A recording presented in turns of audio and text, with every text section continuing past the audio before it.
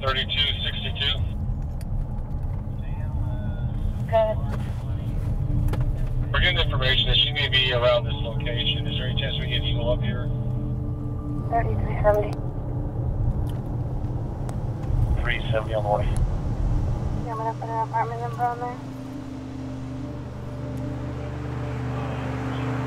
Okay, who's it? Who are these people? This is her husband. Hey, how you doing? Hey, Officer Stevens, Ernie. Louis Rodriguez. Hey, Louis. My partner, Gabe. Hello, sir. How long has she been acting this way? It's been since Saturday. She just believes that I'm having an affair and that I have a woman that I've gotten pregnant in our ceiling, hiding. I'm sorry you're having a bad day. It's been 4 days. That past 4 days have been bad? Yes, sir. Okay, well, we're here because we don't want you to have any more bad days, right? And we want to get you some help. In the police academy, we had no training on what it was like to deal with somebody that was mentally ill or in a crisis. I was probably the last officer that you wanted to help a loved one that was in a mental health crisis. She's watching us sleep. And I told him I could be in the living room. I can hear this whole conversation. So you actually hear this girl I hear both talking? of them. Okay. But now in the mental health unit, every single call we're responding to is a mental health crisis. I'm not sure, do you hear her right now as we're talking? He's talking to her. He's talking to her? Because he's actually out if by you want to go to my room, go here. You want me to go to your room? I just want to say it loud because he's going to shut up. Are you hearing? You hearing it right now? Okay, I don't hear He's it. telling her, I need her here. Okay, I don't hear anything. Really, I'm sir, sorry, please. I don't. I'm just being honest with you. I'm not going to lie to you. I'm not saying that I don't believe that you don't hear him. I believe that this is very real for you. I just don't hear anything right now. I don't promise go you. anywhere. I know you didn't don't. do nothing wrong. You're right. You didn't do anything wrong. I'm getting kicked out of my own house because Nope. somebody don't come out.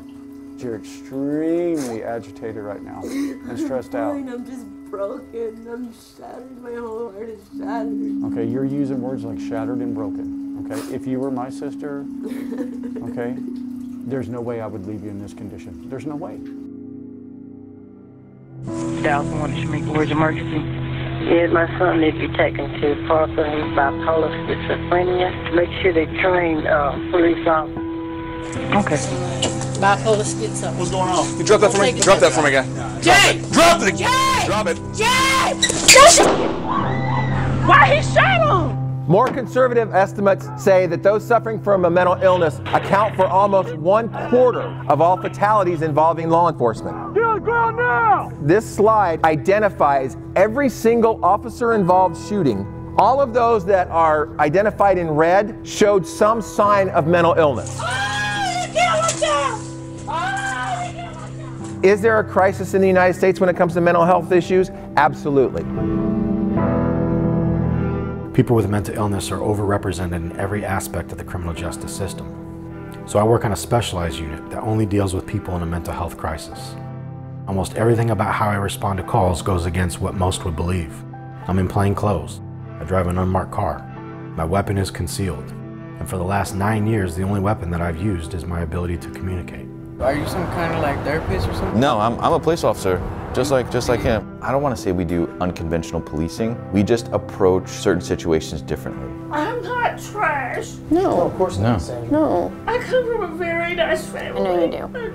You know that you're gonna deal with someone in crisis that night. You know that someone's gonna need your help. San Antonio Police, are you okay? Police have a misconception of mental health. I want the old Chris. Those voices just have total control of him. He don't trust anybody. Mental illness is not unique to the United States of America. What is unique is this dynamic of unarmed citizens being killed by the people who are supposed to protect and serve us. Like, is that the first thing that they think of is to pull their weapon and shoot somebody? No one with mental illness deserves to die because they're already dying inside, suffering. We have to change the way culturally that we look at how we succeed in police work. I have an opportunity every single time I'm called to change somebody's perspective.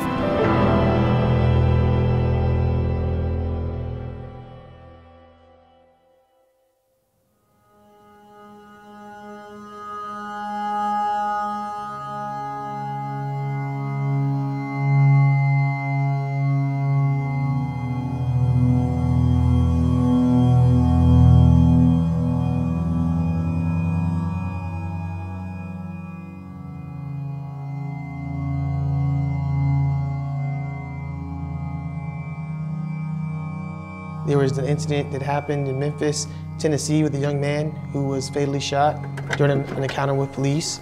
And he had mental illness. And the department in Memphis realized that there needs to be a program to deal with these type of folks. How to interact with somebody with a mental illness, how to talk to somebody with a mental illness. It prompted police departments across the nation to start to deal with those folks in our community.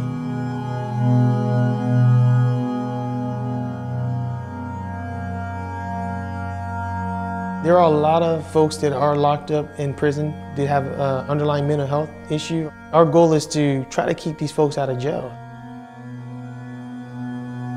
What's going on with Christopher today? What triggered him? Himself, I guess. What's he been diagnosed with? He has bipolar disorder. Schizophrenia, bipolar? Okay. We got some updates saying that he was asking somebody to shoot him?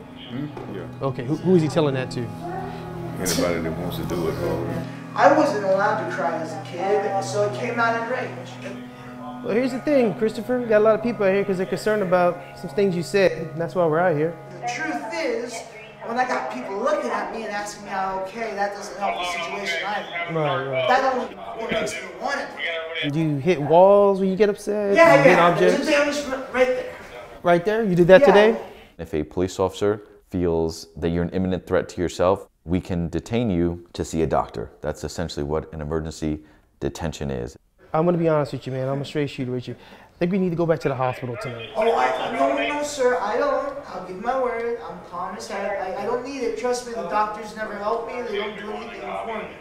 It's not an arrest. Even though we put handcuffs on you if we have to, it doesn't go on arrest record. The police report is protected by HIPAA, so you have privacy rights. I feel great. I feel better now. Please, don't put this on me. Christopher, you made threats to shoot yourself. Come on, man. Please, don't do this. Don't do this. Come on, man. Please. Okay, I'm gonna go get some shoes for you, okay? I'll be back. And Christopher. The choice of you deciding if we're gonna go or not go, that's been removed. You're gonna go. How we leave here is up to you. Where we go is up to you. If you have a facility you'd like to go to, tell me. No psych wards, no Nicks, no Lower Ridge. Emergency room, public hospital. I'm not gonna, I can't. We're gonna make a phone call and see where we can get you. If you want to fight and me call more people and we have to carry you out and break half your stuff in the house, then let's do it. I don't want to do that, and you know you don't want to do that. I don't know if I did anything wrong. You didn't do anything wrong. Express myself. It's just we just don't want the wrong response to come out here, man, because what you're punching holes and stuff. And we're just gonna close the door nice and slow, okay? Yes, sir.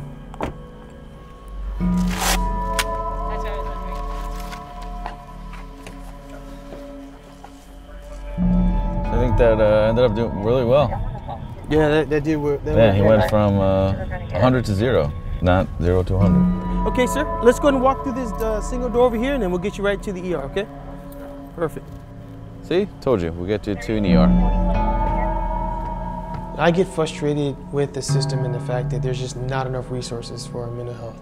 And it's frustrating because it's become a police matter. Because it has become a police matter, we're expected to fix the situation. The reality is, we can't fix every situation. From 1955 to 1977, the number of people in state hospitals suffering from mental illness dropped from 75% to 7%. What happened to all those people? Where did they go? I mean, they just didn't disappear. When they were released from the hospitals, they were released to the community. Problem was, there was no groundwork for it. There was no local mental health authority. We moved them from the state hospitals to the penal system, which now became the largest provider of mental health services in the country. Basically what happened with deinstitutionalization was the people that were in the hospitals were released into the society and told to fend for yourself.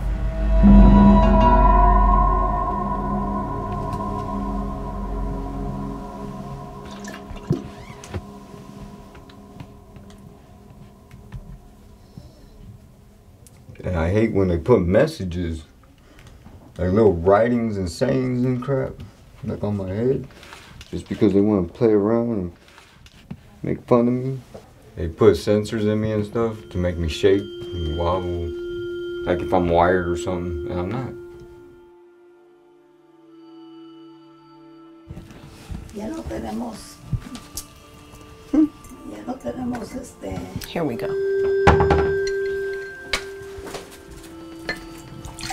The police have come here several times, and they know Christopher on a first-name basis, and they also know me on a first-name basis because of the amount of times that they've gone over to the home. She's the one making my life worse and miserable. Her and my grandma, they're the worst people ever. The doctor said I was bipolar depressive and major depressive. They labeled me schizophrenic because of the hearing aids they put in me. And I barely got labeled schizophrenic because of these. I just saw that. That just happened last night. What is it? It's a burn from the lighter. So I don't like him, you know, with matches or with any kind of lighters. I want the old Chris. You want the old me? Yeah, the one we used to have fun. You don't even know me. Chris is a great guy. He is funny. He's generous. And then for him to go through all this, it hurts. You know, these voices just took over his whole life. He don't trust anybody. I see a picture that looks like a man and not my grandma. That's not my grandma. Take off the hair. That's a man. Chris, I'm wondering, are you okay that I'm filming you? No, I don't mind. I don't mind. I'll let you do this. It don't bother me because I need to get it off my chest. I asked him if it was okay if I filmed, and he said, yeah, you can film. I need to get this off my chest. Oh, he did? Okay, well then good. Thank you. There's a lot of heartless people here, a lot. Or maybe a lot of people that just aren't educated enough as to the illness. They don't have the medication to calm them down, so they act erratic. And you wouldn't know that unless you were told. Like I told him, I said, someone's gonna, hurt you. They might not know that you're not all there, and you can get hurt, just like that boy that was in Houston. They really didn't understand what he was going through.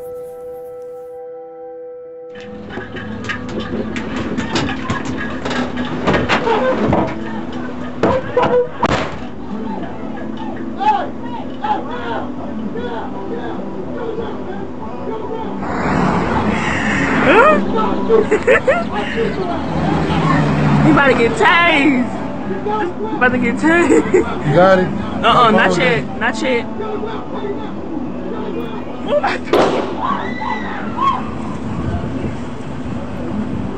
He shot that man? Why he shot him? Why he shot him? Why he shot him? Why he shot that man? Cell phone video that surfaced shows Thomas walking towards the deputy with his pants around his ankles. The deputy had ordered Thomas to stop, and when he continued forward, the deputy shot and killed Thomas. It was found that Thomas did not have a weapon. Deputy Brewer was carrying a taser at the time of the shooting, but didn't use it. Any loss of life is always of serious concern. From his immediate actions, it looked like something was going on, some kind of crisis situation was happening at the time with him. Thomas had a history of mental illness. Marquita Thomas says her brother was having trouble dealing with a family tragedy. His wife stands accused of drowning their 2 children. You could have tased him. You clearly could have tased him. He wasn't trying to hit you. He wasn't trying to shoot you. He wasn't trying to do anything.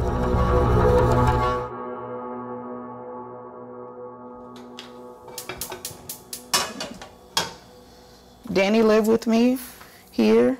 I got his clothes over there in the bucket. I haven't touched that because how it's folded in there is exactly how he folded it.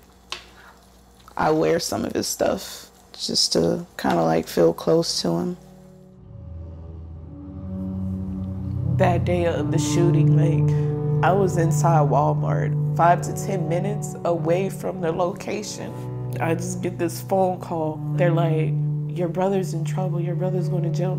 And I hear these people in the background like screaming and screaming and screaming. I'm just like, what, is it that serious? Like, what's going on? And then I get like this real horrible feeling in the pit of my stomach.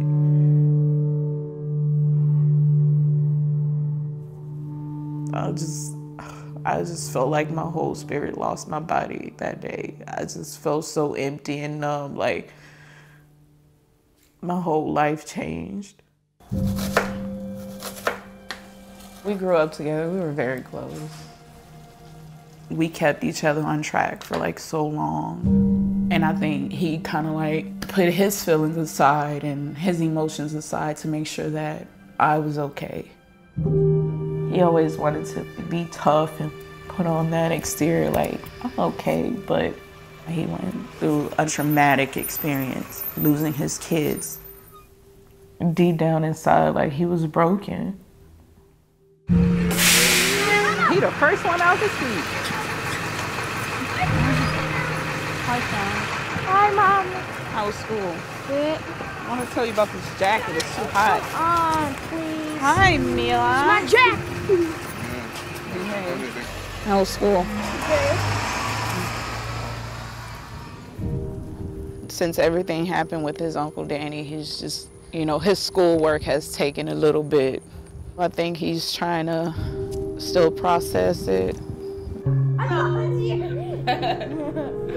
This is unfair. When you were sitting like that.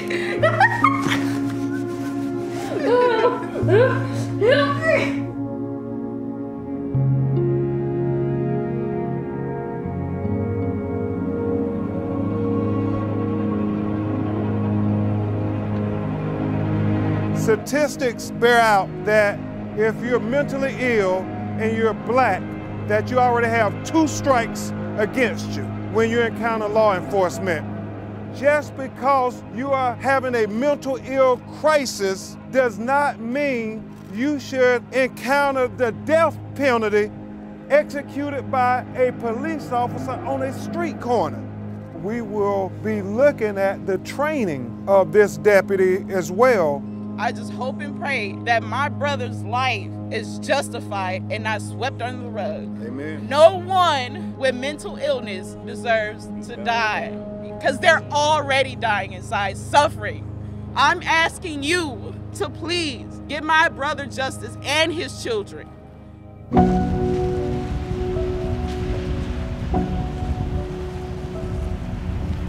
I would venture to say that at some point, somebody that has a mental health illness has been mistreated by law enforcement. Is that a fair statement? Yes. Absolutely it is. Our job is to try to change that on our side, okay? Our job is to try to break the stigma, try to teach better skills, try to teach better outcomes. My goal here is that no one in this room ends up as the next viral YouTube sensation. When you go out and you handle a consumer that's in crisis, and you talk to them and you de-escalate them and you put them in your car, is that going to end up on YouTube? No. Nobody wants to see that. They want to see those first responders that get out there and yell and scream and go hands-on and fight with them. That's what ends up on YouTube.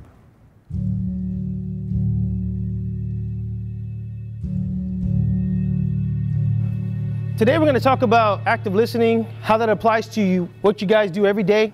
All of us in here have made a mental health or a mental health disturbance call at some point. Communication is a basic tactical skill in crisis intervention. Crisis intervention training, it trains you to recognize when someone is in crisis. When you recognize there's a mental health component, and instead of just grabbing them, tackling to the ground, you're trying to talk to them and get them to get help. My homeroom teacher called y'all, man. I'm sorry she wasted y'all's time, man. You know what? I made one silly comment, man, earlier, just kind of, venting, and she took it way too far. Why do you think she called us? A couple weeks ago, man, I slid in a second, shattered my ankle several places. So I just found out today I lost my scholarship. I had a full scholarship to go play ball. I have no backup plan. Like, that was it. Go to college, play ball, go pro. That was it. And all I said was, you know what? I just wish I was dead. You know, what's the point of living? I can't play baseball anymore. You pretty close with your mom? Definitely, you telling her that you don't want to play college ball anymore is totally different from her hearing that you say you want to kill yourself or end your life or not be here anymore because of that. Okay, I guarantee you she doesn't want to hear that, man. Okay, your dreams and everything like that have not been taken away just because you've broken your ankle. You're telling her that she loves you as much. Cool, good job, man. When we get in a situation where we're suicidal, we get tunnel vision. So all I kept thinking about was my failure. I was thinking about myself. I wasn't even thinking about my mom. So you're giving me options to kind of get me out of that phase, man. And you can't tell me what's best for me as far as a plan. I'm gonna have to figure it out. But like you said, you're giving me some options to start thinking about. So that was good. In order to get anybody to do anything you ask them to do, you got to build some type of rapport. If it's done properly, it's reassuring, and you're going to establish an understanding about the person that you're dealing with. I mean, is something bothering you at work? I mean, something going on at work? I don't know what you want from me. I didn't do anything wrong. No, you have. Can I talk? Yes, sir. Yes, Thank sir. you. You would ask me a question. It was a good question, open-ended question, and I'm giving you an answer. And as I'm talking, you would interrupt me to ask me something else and completely throw me off. I know your intention's good.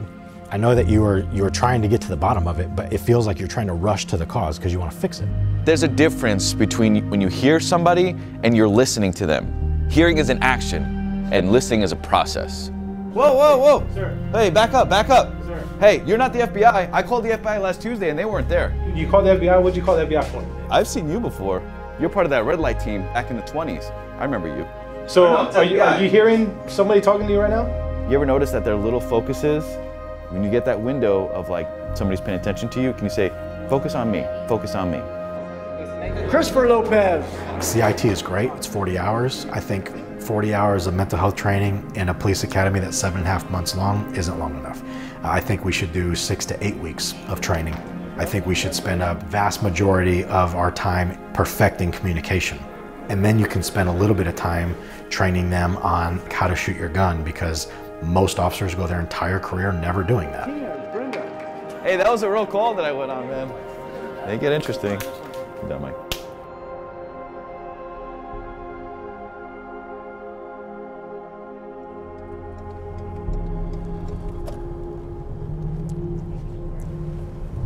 Hey, does he have a mental health diagnosis of any sort, like schizophrenia? He's schizophrenic, bipolar. And is he taking his medications as prescribed, or does he have access to any? He's not? No, he says he doesn't need it. He doesn't need it. I'm the one that needs meds. I'm the one that needs to go to the doctor. Is he making any type of suicidal statements or statements to harm other people as well? He's gonna take care. He's gonna kill like all these other people, but I don't even know who they are. I don't even know if those people exist. Is he hearing voices or seeing things that aren't there, experiencing those type of hallucinations? Yes. He is? Absolutely. Okay. Again, my name's Trey. So what you're telling me, Chris, is these people are beating you up, right? They're putting charges on you, that they're stealing your SIM cards. How long has this been going on? Over 9 years. 9 years. That's a lot of stress, man. You look a little tired, Chris. She's stressing me out. Like, she yells at my dog. She's on my ass 24/7. She is the one that's been doing all this stuff to me. She's not even supposed to be here. She told me she wasn't my mom. Okay. That she was a cop. So, Chris, what we'd like to do tonight, Chris, is take you. No, I'm not going nowhere. Right. I'm gonna be here. I'm gonna rest. I'm gonna find a place in the back room, sleep, get away from her. I do respect that, you know, you don't want to go anywhere, but unfortunately, Chris, you know... I'm not going to go nowhere. I'm sorry. I know this is fake. That's why. I know everything's fake. I'm staying. Understand that? I know this is fake. So, if you're on my property and you're trespassing... You do have a choice in how you go, okay? Oreo. We don't want to put you in handcuffs. We don't want to... I'm not going. I don't want you to get hurt. I don't want to get hurt, okay? If you touch me, that's assault. Okay. Everybody, we have to you go. see this? Come on, Chris. Wait. Whoa. Just Christopher, just relax, man. Just relax. Get the other way. Relax, man. Relax. Stop. Relax. Just relax, man. Just relax. Just relax. Okay, just relax. What's wrong with you people? What? Stop! Oh, Okay. Relax, Chris. What's wrong with you? I don't want to hurt you, man. Okay? I don't want to hurt you. Don't touch me! Police brutality! We don't want to hurt you, okay? All right. Okay. All right, Chris. Okay. We just want to see you get in front of the doctor, okay? What's your name again, Trey? Yes, Serrano. I want Trey arrested! Watch your step, guys. Get Trey arrested! Get all these cops arrested! We just want to see you get help, man. That's all it was. All right, Chris. Let me get Medcom at it, and we'll get him going. See, that's why I do jiu-jitsu, man. I don't have to use that much force, just get in his hands, and that's it. Whew.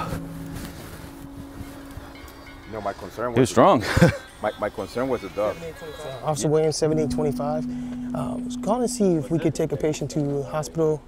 He is a bit combative, having some mental decompensation. I know we had to take him to the ground, but I was just trying not to hurt him, make sure he didn't hurt us. The way that he was speaking, the way you were speaking to him and trying to get it across to him, and he just doesn't want to. Yes, ma'am. Yes, ma'am. Usually when he goes to the hospital, he's been like to 4 of them already, they release him the following morning. I don't think they'll release him in the morning. Even though we took her son to the ground, even though we had to use force to put him into handcuffs and then basically lift him and carry him out of the house, she still thanked me for the way I talked to him. And that is the bread and butter of why we do what we do, is because these people are not criminal. They have an illness. I guarantee you he won't remember us though. No, he won't. He was so decompensated. But the family will, for sure. And Chris, I respect you don't want to be here, man. I know you don't want to be here. No, if you would have respected me, you would have left me alone. But we're just trying to get you some help, man. No, you're not. No, you're not. For somebody that said you should have left him there, why have a conflict and fight him on the ground to get him into the hospital when you could have just left him there? My response is, he's not getting any better. If anything, he's gonna get worse. And when mental illnesses get worse, their delusions get larger and they get more vivid. That is way too much of a potential for other people to get hurt. Just relax, Chris, okay? We're almost get you in a room and How you doing, sir? get you settled. Hello. All right. Hello. All right, Chris, just relax, man.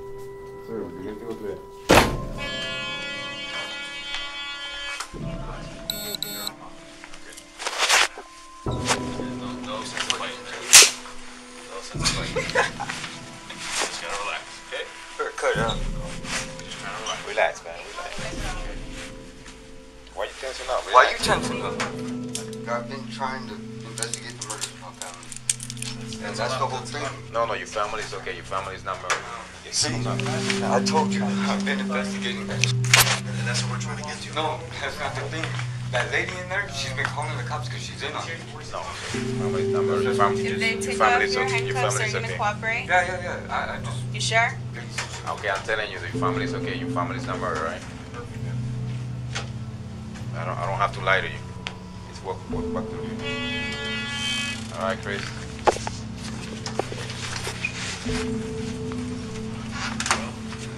That's how real it is for them. It is so real for them. It's amazing.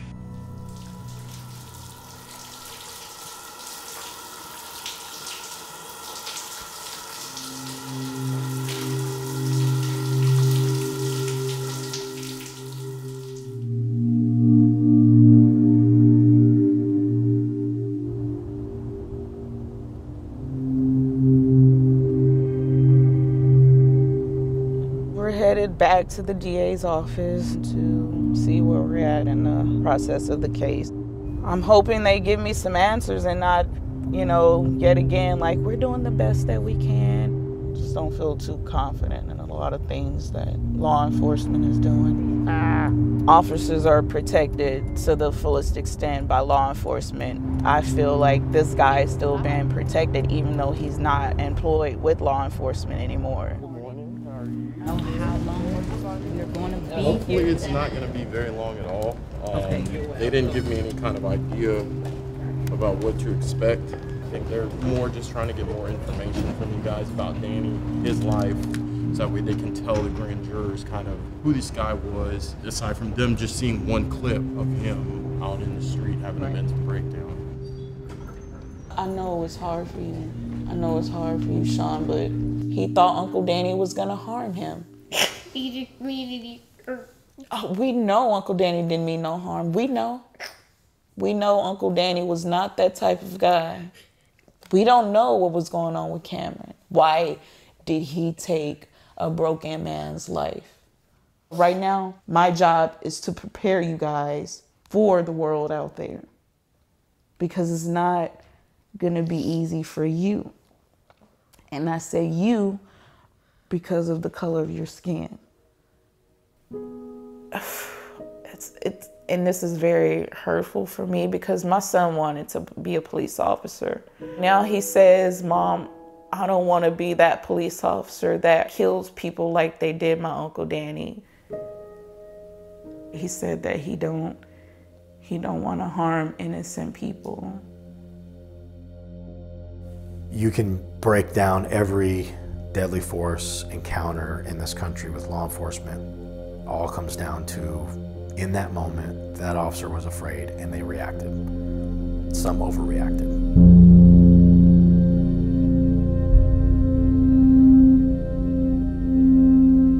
Am I going to sit up here and tell you that when you deal with somebody that's in crisis that we're not going to use force on them, that we can talk everybody down? Absolutely not. Let's be honest. There are some people that we need to go hands-on with. There are some people that need to be tased, and the reality is that, unfortunately, some people need to be shot. All right, let's go see how you do. A lot of people don't know how police departments are trained. We are trained to shoot to stop the threat. Hey, put the gun down, put the gun down, put the gun down, put it down, put it down. Don't do it, don't do it, don't do it, don't do it, put it down, put it down. We're not trained to shoot somebody in the leg. We're not trained to shoot the knife out of your hand. I'm sorry, this is not an episode of TJ Hooker. This is real life. Watch me, everything I do. Hey, put the knife down. I'm sick and tired of you guys. You want to talk to you, just put the knife down. Relax, just put the knife down. Okay, okay. Put it down. I'll do whatever you want. I don't like it. I'll do it. Thank you. You know, if you're not protecting yourself or somebody else, you could be killed that day. But that could go the other way too. Here we go, do it the other way now. Everything I do. You're not in trouble, put the knife down. I'm sick and tired of you guys. Put the knife down. What are you gonna do? I don't want any more of your crap. Yeah, that's what I'm talking about. It seems like a contradiction in a way. Not a contradiction, but like what you have to do on a daily basis. You, on your hip, have the power to end someone's life, but yet what you're trying to do is save someone's life. And those are, you know, like how do you, So I think when me walking into a situation, I have the power to, I guess, essentially end someone's life. But I don't see this as something to end somebody's life. I see this as a tool to stop a threat. And I think just from training and constant courses, I see a firearm as a tool to stop a threat. So I think once it becomes that language, it's not so much that I look at a person,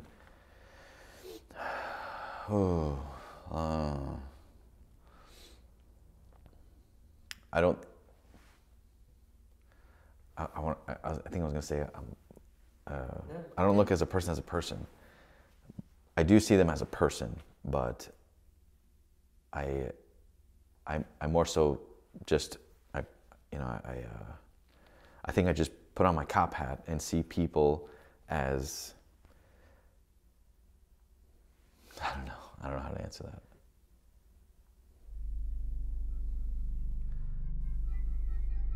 The reality is if we wake up, we can't undo what's been done. Law enforcement is very much involved in the front lines of people at their worst in a crisis. Should the rules of engagement change because someone is mentally ill? Hey, gun. Put the gun down, Marcus. Marcus, put the gun. Get to cover and get to cover. Back off! You all right? We will. Just put the gun down. Put the gun down. We'll talk to you. If I had a family member that was going through a mental breakdown, I would not call the police.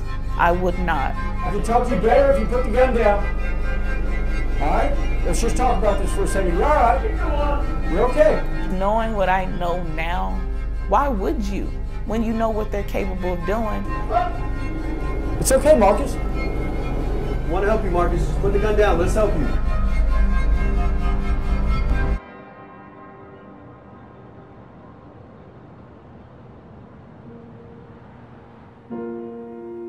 Why do we have a crisis with mental health? It's money, like everything else. Texas is 48th in the nation when it comes to mental health spending. If you have an unfunded patient with no insurance, who pays for that? You can't expect the private agencies to pay for it without support and still survive. Because there's a lot of people with mental illness with no insurance. But let's be honest, that takes money. There's got to be money available. Spending for mental health services has continually been cut. These are all the different things that have led up to why we're seeing an increase in the number of calls we get. Why we're dealing with people with mental crisis.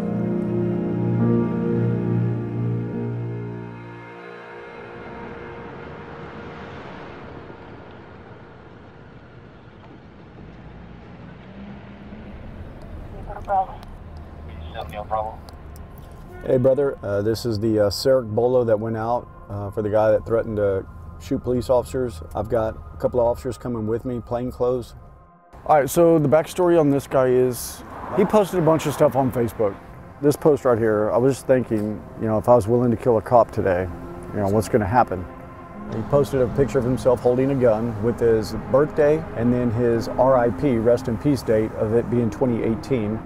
Okay. We'll approach him. I'll tell him to keep just his hands up. And once he's clear, then we're going to just build rapport with him. If he has a weapon inside the apartment, we're going to go ahead and do a seizure on that weapon. His mom informed us that he has bipolar disorder and that really he just needs help. I just hope he's remained calm. There he is. Yep. Okay. So he's got his hands in front of him. We're good. Hey, Larry, I'm the one you talked to on the phone, me and my partner Gabe, okay? Hey, Larry, I'm Gabe. Okay, no weapons on you right now? No, sir. You mind if we check? Yeah. Go ahead. Okay, just a phone. Your mental health. Where have you received treatment in the past? Nowhere. Nowhere? Because your mom said that was part of the struggle, is that you're having difficulty in seeing a doctor. Because money is an issue and all that. I hate this so much. I really do. Okay. I need pain. I cut myself up. I'm for myself. Well, what we saw was the threats were really a cry for help. I mean, that's what that was. That was you asking for help. How long have you been feeling like this? Probably since the age of 13. Okay. Childhood trauma? Yeah. Your mom told us a little bit. Okay. That's a lot to deal with, man. Unresolved trauma, it's a beast, man. We actually have clinicians and therapists that work directly with our unit, so it's very easy for us to get you to see a doctor, okay? Okay, this is no different from you going to the doctor and saying, hey, I got a sore throat. All we're saying is, hey, I'm having some sore thoughts right now, and I need help with that, okay? It's the same thing. I'm glad that we got to intervene before, you know, this became serious. Yeah, you know what, I need help, man, I really do. Because we want to help you, man. I mean, I don't want you feeling like this. We're gonna call Medcom, find out where we're gonna take him, and then we'll go from there. You look at Parkland over in Florida, FBI had information. Facebook posts. You know, Facebook posts that this kid had made, these threats. Thank goodness that there's a program like this in place where somebody captured what he said and didn't just say, oh my goodness, threat, look out, send a SWAT team in to get this guy. It's, hey, there's some mental health issues, let's send mental health and offer services to him. Because he's gonna get a lot better services going to mental health than going to jail.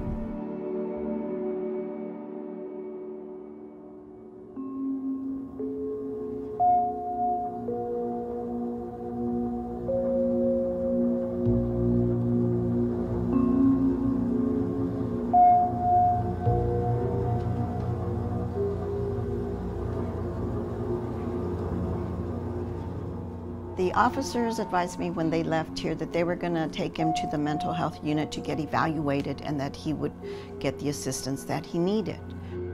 The following morning, the nurse contacted me and said that he had told her he was not ill, he didn't need any medication, and he refused services, and he was ready to go home. I asked her, you know, isn't there anything you can do, you know, to keep him, you know, to make sure he gets some kind of medical assistance, some kind of medication to calm him down, to, you know, make the voices go away. And she says, no, as long as he refuses services, they can't help him.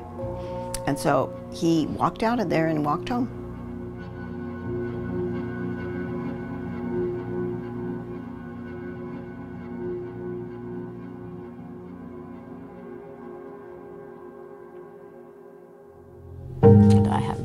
This is a picture I love of Chris. Wait, where is it? That's how Chris looked. Oh wow, he's a lot thinner now. Yeah, it's taken a toll on him. Yeah, he's changed a lot. Look at that smile on his face. That's my sweatshirt. That's a different man. Who's that? That's supposed to be me, but that's not me. This picture was taken here, God, maybe a few years ago. I never noticed any signs of the bipolar schizophrenic until maybe about 5-6 years ago. I know these people, these faces aren't my family or my sister, but these faces are the faces of the dead, because there's always something hidden in the background. Everything reminds me of him, because I honestly didn't see my life without him. Happy birthday to you. Happy birthday to you. Happy birthday, dear Chris. Happy birthday to you. So, Chris, right now we're making a documentary. Okay. You know that, right? Yes. Yes, sir. You remember when we talked about this? Yeah. You're Yeah, okay I with didn't that? sign the papers. Yeah. Okay. And you're okay with us? Right now, I'm okay with you filming this. Yeah. Because this is a lot to get off my chest. I think police have a misconception of mental health. Police don't understand people with the mental illness because they see a conception of somebody that is a threat to them. That's booked. I ain't do shit. My thing is, when they arrested me, they used too much force. Get your hands on my pockets. We just gotta search you before you get in the police car, okay? It's fake. It's all fake. Look, if somebody's calm and collective and telling you get the hell out of my house because you don't really belong here at all, don't come at them roughly. We just want to get you in front of a doctor, okay, Chris? I'm fine. I don't need a doctor. I need people to stop fucking with me. Try and soothe them down in order to figure out what's wrong with him. If he starts agitating or angry, you just calm down and just, okay, well, maybe we could talk it out. Is there something bothering you we could talk about? I didn't need help. I needed them to stop bugging me.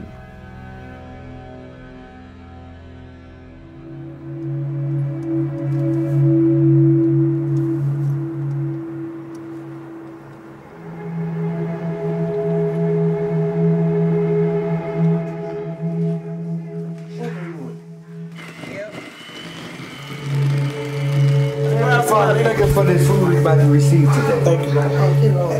Jesus, thank us for everything we have come together for us today.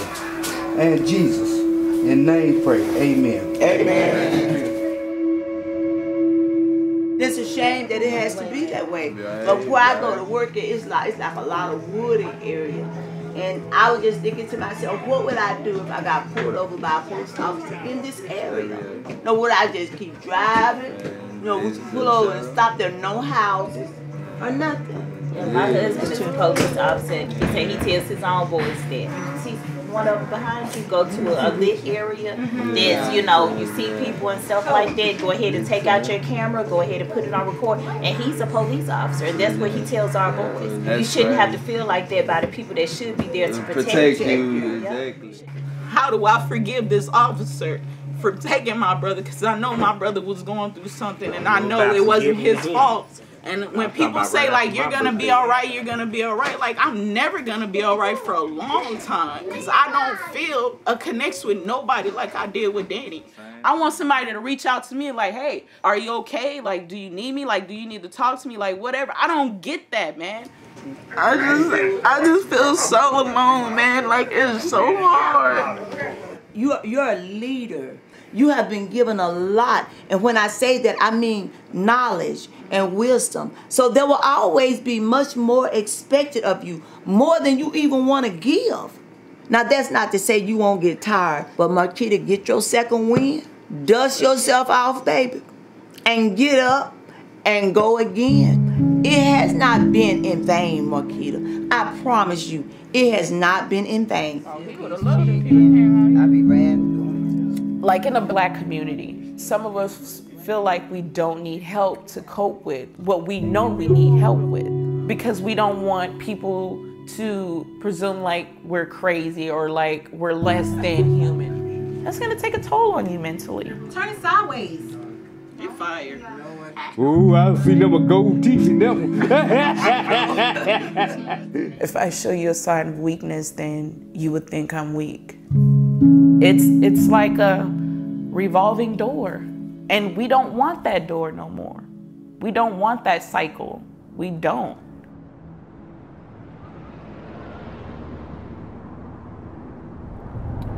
Mental health call came in. The Navy Department is calling in on a welfare check on a 29-year-old who is messaging other sailors that he's thinking of hurting himself and ending it all, thinks that there may be weapons in the house. The last message they got was about an hour ago from him. I don't have much details about what happened, just that you sent some text messages out that were concerning. Can you talk to me about that? It's not a good time of year. Like, I lost my mom on my last deployment in 2015. I'm sorry. And I wasn't able to say goodbye or anything like that, so. I'm a combat vet. There was like 0 decompression time from Afghanistan through another deployment and then getting home. Ever since my mom died, I've always, been like, you know what, I don't really want to be here anymore. I've been working through it, and the fact that I even, reached out to people was a huge step for me. And, I told people in the text message, like, I might not come back. What do you mean by I might not come back? I might, consider hurting myself or killing myself while I was out here. Like, I discussed with her before I came out here, and it was just something on my mind and stuff like that, and nothing real like, hey, how you gonna do it? Like, let's go buy a gun and put it in, nothing like that. So no plan? No. Just thoughts, fleeting thoughts? Yeah, so just, okay, just I appreciate you being honest. Oh, yeah. Do you have concerns right now for Christopher? Yes. Okay, what? What are your concerns? I just worry that one day he's not just going to be upset and he's going to do something. Are you worried that he's in that state of mind right now? I didn't know how bad work had gotten. He had closed me out to that. You've never been diagnosed with depression, PTSD? Just PTSD. I have super vivid nightmares. Yeah. And I've lost 4? No, it's 5. 5 of my Marines in the last calendar year to suicide. Okay. And then one of my buddies that I went to Afghanistan with, and his wife, just out of the blue, killed herself. It's 22 a day, you know that, right? Yeah. 22 veterans a day, and I don't want you to be a statistic, man. And she I was do active not duty want too. that. Right. I want to make the right choice, Right. I want us to make the right choice for you and your well-being, okay? So I got to know 100%, are you thinking of suicide today? No? Will you call me if things change? I will. You promise? Mm-hmm. All right. I just want to make sure that you're not going to be overwhelmed. You feel comfortable in this situation right now? And I'm not afraid to call sheriff if I need to. You've seen your fair share of trauma, for sure, being a corpsman. We get asked that all the time, is who checks on you guys? No. I mean, we kind of check each other. Right.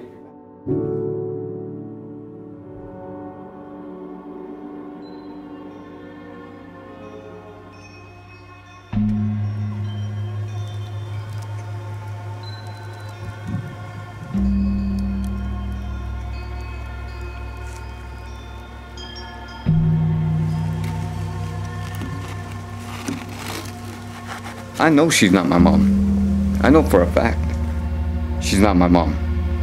I know that's not my grandma. For a fact. They want someone to take control of my system. And nobody's gonna take control of my system. I got my key right here. I move the house. I move everything. I'm me. I'm the only one. Everybody thinks I'm crazy. That's not our stuff. Chris, put that stuff away. That's not ours. I need to, because I need to find the titles to those cars. They're not ours. Yes, they are. They're in our names. Not in my name. Well, yeah, not in yours, of course. You're not Martha Rain. I know that for a fact. All right, Chris, that's enough. It's enough. You really need to stop. No. I want to know the answers. I'm tired of both of it. That's I enough, tell the truth all the Christopher. time. No, you don't. That's enough. Really? I'm sorry. Did you yell at me in the car? Oh, yeah, I did. Yeah, hell yeah, you did. Hell yeah, I did. And I was calm as you fucking didn't want to be bitch. Excuse you? Yes. You know what? You need to stop right now. You know what? I'm gonna walk outside and watch you get arrested later. Go walk outside so we can call the police on you, okay? Go on. You know what? You need to stay the fuck away from me. Well, then leave, Christopher. No, you leave my house. That's enough. Excuse me, sir. Let's walk outside real quick so this bitch can get arrested real quick for fucking tampering with my shit, with my investigation, which I don't seem to understand because she's stealing all my fucking money. I couldn't see you while they were giving me glass and my food and shit. Or which one of you poisoned my dogs? Tell me that. What's your biggest fear? That he hurts someone.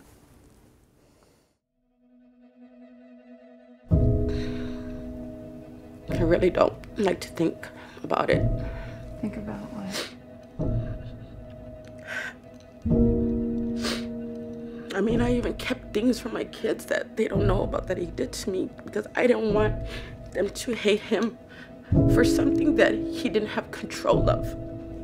Once, he said the voices told him something, I don't know. Well, I had a different necklace, and he got my necklace and he was choking me. And I had the marks. I called Martha and I told her, I go, please come. I go, he choked me and I'm scared. And I was never scared of him until that time. And so she ended up calling the police. But I didn't let the cops see my neck. I put on my hoodie. And I covered myself.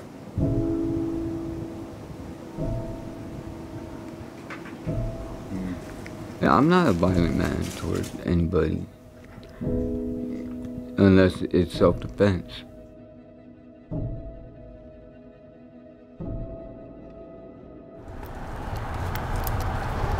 So we've spent 2 nights now going back with Chris. How's he doing? Not good. And I'm pretty sure the night after you guys were there, he was like released the next morning. Holy moly. I can't believe they released him that quickly. Dude, you tell me this person saved after 1 day to go back to his mom after he's already believing his mom is not his mom. And her mom is dead? And his mom is dead and this person's a threat to him that he may harm? That's crazy. Now, here's the thing. What if he did go home that night and killed his mom? Who's responsible for that? The hospital. That's where they fail people. We do an efficient job for what we have to get them to the hospital. But, you know, we're not treatment facilities, we're a police department. And he's still not well. He needs extended treatment. He needs some kind of follow-up care or inpatient care. Now he's back out and still really, really decompensated. Now you're gonna put more officers, you know, in danger because this person doesn't know what their actions can potentially do. So the call we're going to, a lady's calling saying she's having thoughts to kill her mother's dog. This has been going on for 6 months. She's diagnosed with PTSD and bipolar, and she is taking medication daily, and she'll be waiting at the door for officers when they get there, no weapons. You did the right thing by calling us tonight. You know, that's the first step, you know. Yeah, you get little hiccups, even though you think you're cured, you never are. I've been ran around so much through the system, sadly. Put through the system, what do you mean by that? My mother has helped me to try to stay in, but they just let you go. I've been ignored, like I said, so many times. They didn't care. You feel like, so you've been ignored more than you'd like to? Oh yeah, I've been even threatened. Either you take your medications or you're gonna get shot up with the needle. A doctor even told me and looked in my face, told me, just take what you're supposed to and then you'll get out. At one point I had about $2,000 worth of medications and I only made like $600 a month. Oh, so. The mental hospitals, why aren't they doing their job? They have one job, and that's to stabilize patients. We have like 8 jobs. CIT is fantastic, but it's one cog of the wheel, right? If I have a person who's in crisis out there on the street and I go out there and I de-escalate them and I don't use force and then I take them to whatever facility throughout the city, The sad reality is 100% of how that person's treated is dependent on who that person is and what insurance they have. If they're indigent and they don't have any insurance and they have no capacity to pay that bill at all, they're gonna be stabilized very, very quickly, and they're gonna get released. And then they're usually gonna go back to the same situation. Now you're gonna have that same officer dealing with them again 2 days later. We don't have enough resources in Bexar County for the amount of problem that's out there, not even close.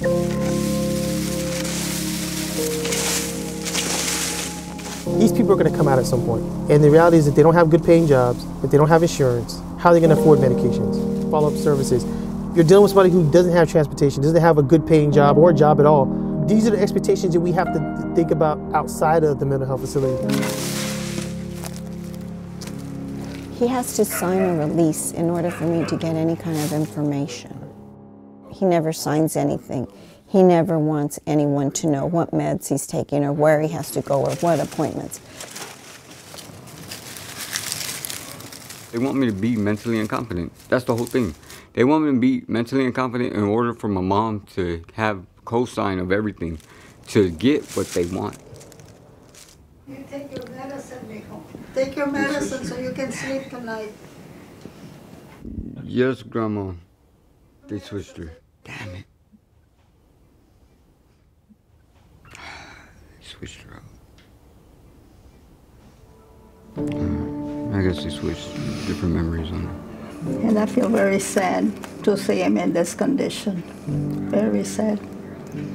I pray for him on a daily basis, and I pray that he gets well. Sometimes I just wish it was just like a nightmare. I just wish I could just wake up and he could be back to the way he was.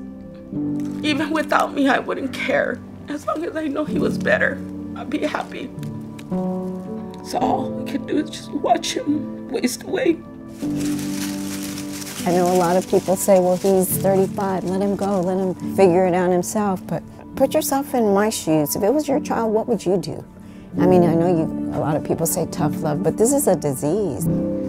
This is not, because they're being resentful. They're not cognizant of what they're doing, so you can't say tough love.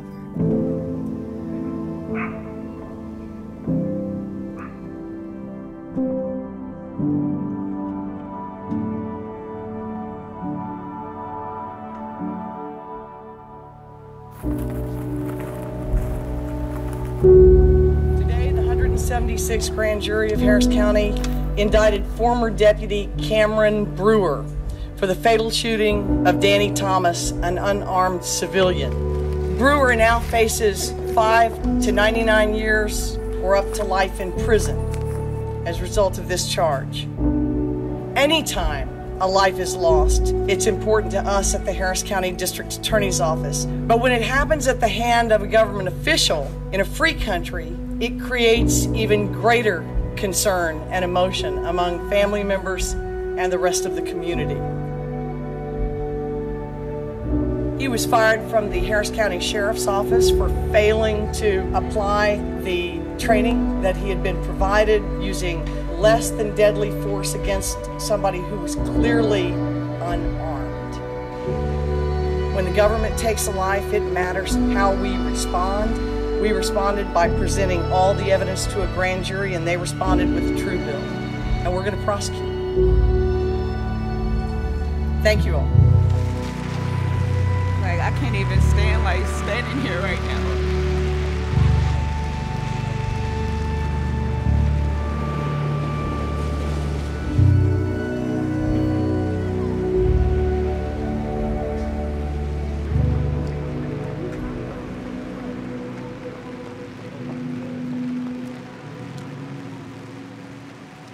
We just pray to God, the cop that shot Uncle Danny, that he's brought to justice, right? Will he go to hell too? Will Cameron go to hell? What you think? Maybe he killed Uncle Danny on accident. Maybe he didn't know. He just thought he was gonna hurt him. Maybe he deserves a second chance to change his life and do better.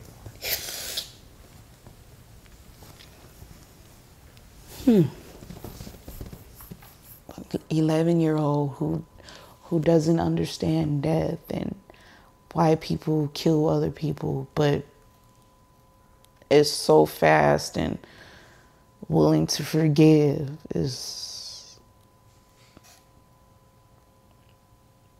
mind-blowing, because I'm not ready to forgive, but my son is so ready to forgive.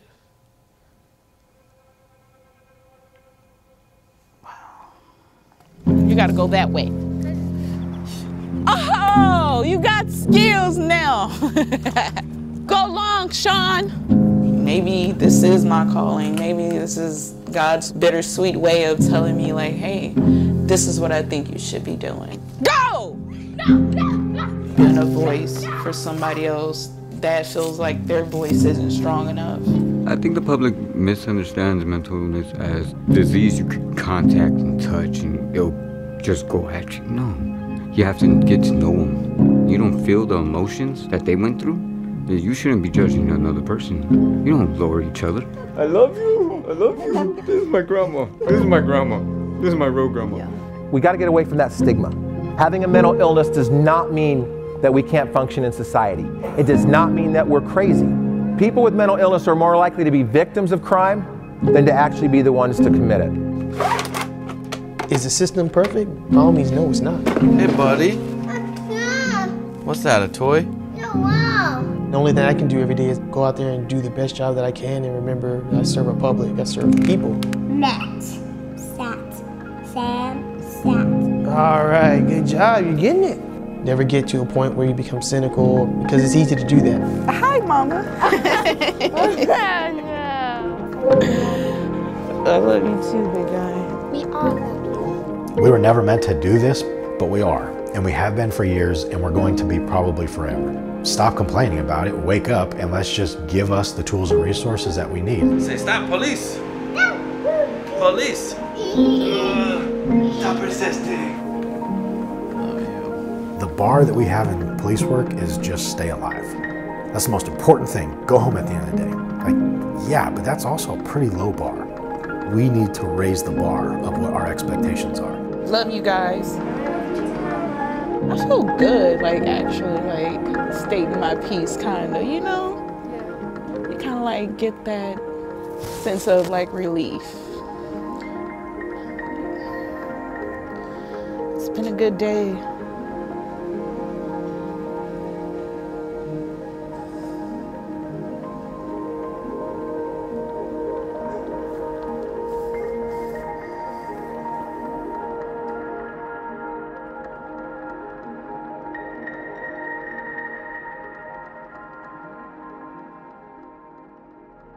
Thank you.